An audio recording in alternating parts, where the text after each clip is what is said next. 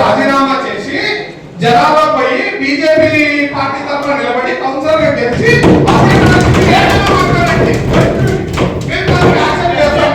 మీరు YCP party తరఫున గెలిచి కౌన్సిలర్ గా ఈ రోజు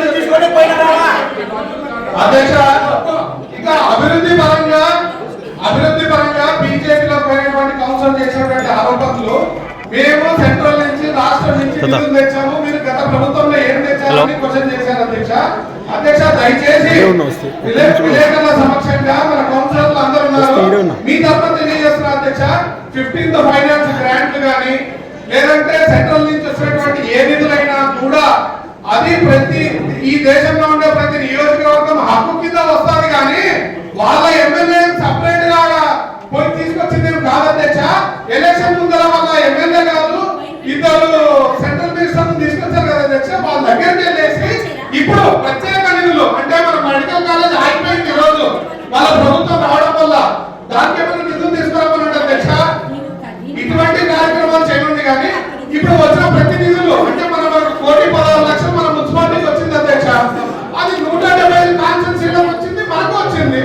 దాన్ని ప్రత్యేకంగా తీసుకురావడంలో ప్రత్యేకత ఏముంది అధ్యక్ష అంటే గత ప్రభుత్వంలో సాధారణంగా వచ్చే నిధుల గురించి మేము ఎక్కడ కూడా మేము తెచ్చామని చెప్పి గొప్పగా కొనలేదు అధ్యక్ష. వచ్చిన నిధులను ఖర్చు పెట్టడం జరిగింది, పనిచేయడం జరిగింది. దయచేసి సాటి కౌన్సిలర్ మీకు తెలుసుకోవాలని తెలియజేస్తాను అధ్యక్ష.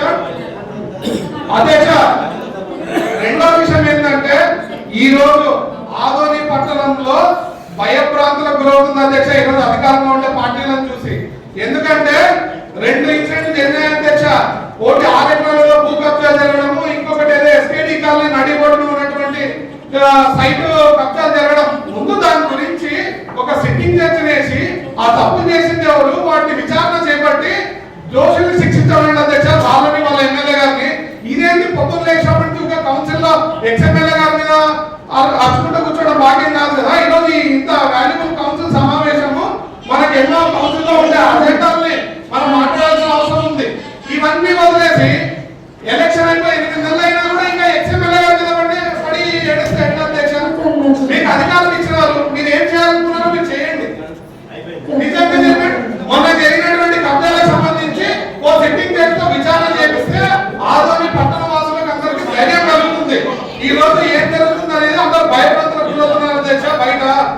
దయచేసి మనం ఇది తెలుసుకోవాలా, ఇది తెలుసుకొని మనం ఏదైనా మాట్లాడాలా, ఇది తెలుసుకొని ముందు పోవాలని చెప్పి కోరుతున్నా అధ్యక్ష.